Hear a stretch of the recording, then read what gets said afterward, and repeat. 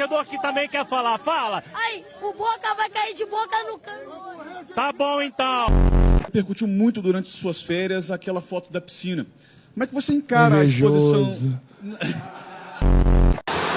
E o árbitro apita! Fim de jogo na Fonte Nova! Depois de 7 anos!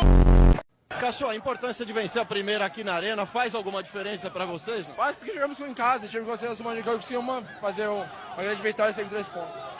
Legal, se alguém conseguiu entender, tudo bem, porque eu não entendi nada do que disse o Cássio. Me compara até muito com o Neymar, né? Mas não tem como me comparar com o Neymar, porque o Neymar é o melhor jogador do mundo. Eu ainda tô... Um dia eu chego lá, se Deus quiser, né? Precisamos reagir logo, Baldacinho. 1 ponto em 6 contra times fracos não dá. Um abraço pro pessoal da agência Fabiano Chupasseio. Rodolfo sai do gol, Rodolfo dividiu, olha o gol, Ribamar, tá sem goleiro, Ribamar, prendeu,